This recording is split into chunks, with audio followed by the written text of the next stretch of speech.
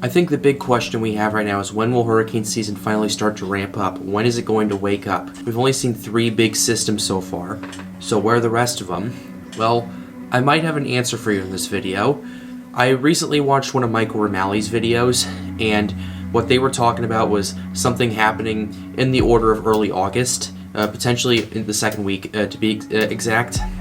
So I want to investigate that, and I want to see how possible that is. Alright, so this is what we're looking at right here. This is the European model, and this is the moisture content right here, because we're going to take a look at all the dynamics we have right here, because we have plenty of warm water in this thing. We have plenty of warm water. We're looking in the Gulf of Mexico even.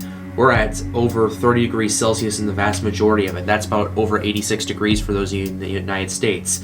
The Caribbean, very warm too. In fact, the Caribbean hasn't been this favorable for conditions since 2016. I've paid attention to it. And yeah, if any system moves through this area and it has the perfect conditions, like that warm water, like that's the best I've seen it since 2016, and this is also the best the Caribbean has been since that and 2007.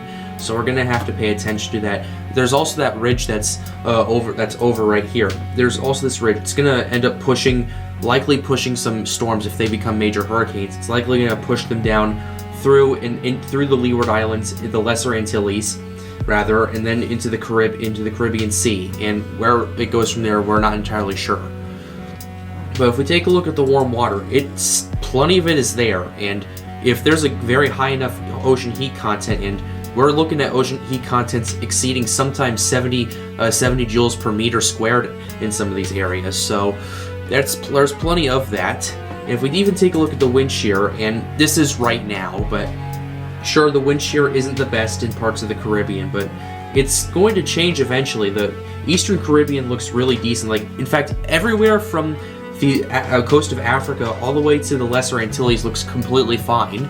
So why aren't these storms developing? Well, we've kind of covered this already. It's the dry air.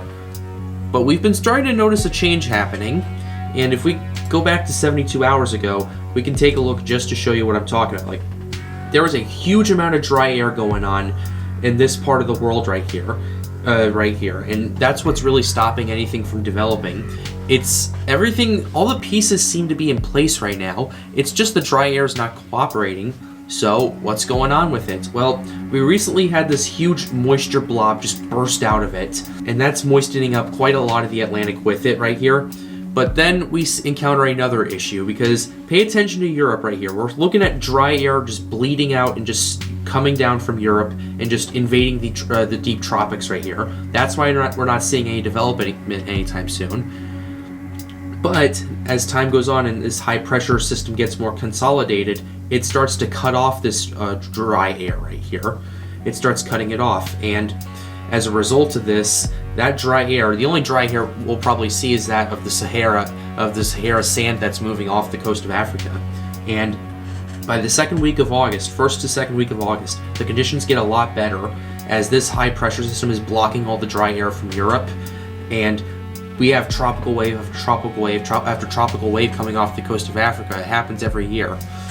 And if we take a look at this, the deep tropics look a lot better. And in the Caribbean, yes, it doesn't look the best, but as time goes on, that's going to calm down too. And if any system in this moist air, in this very good amount of moisture right here, if it develops a core, if it develops it and consolidates itself, becomes a hurricane, and because of how weak this dry air is compared to where it is this month, that hurricane could essentially push out all the dry air. Hurricane Laura did this back in 2020. So what I'm thinking is going to happen at this point is that it is taking a little longer than it usually does to ramp up, but that's okay. There's always a margin of error with this stuff.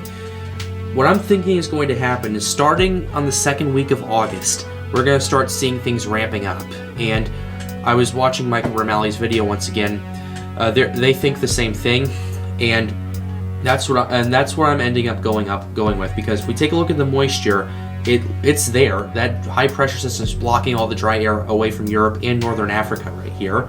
And once again, this dry air is still going to be there, but either it's gonna slowly fade out and become more moist or more average, or that hurricane's just gonna push it out. And so it's definitely manageable if the dry air does not invade the core, like what happened to Dorian and like what happened to Estelle even this year. So yeah, second week of August seems to be when this is happening. That ramp up period where everything starts to really just explode, that tropical activity, it's around August 20th. I know I said in the past it was late July to early August, but I want to clarify that. Late July to early August is when those conditions just change like that.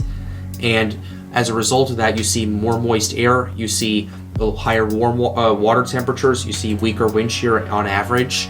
So that's what we're looking at right now. We are seeing the tropics change in real time right here, because if we take a look at even the ensemble members, and if we take a look at the low pressures right here, this is where it was 72 hours ago, and it hasn't changed that much. It hasn't changed that much since, but it's going to in the next few days, and we're seeing this change more particularly happening in real time with the dry air part right here. We're looking at this situation with right here. We're looking at more rain falling in the Atlantic right now. So this is an interesting situation we have. Like, look at this. This is the deep tropics right here. We're looking at all this rain falling down. That's what's feeding that moisture in there. So yeah, this is all changing in real time. And if you take a look at it, even North America sees a huge change right here. And as a result, if we go out 24 hours, it goes from this to this. So on average, we're looking at a much more moist area right here. That high pressure system is going to block off stuff that's going on from Europe. But here's what this high pressure system is going to do as well. Let's go ahead and go back to this right here.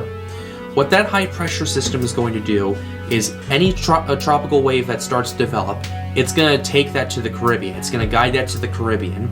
And funny enough, the conditions look eerily similar to that of 2007.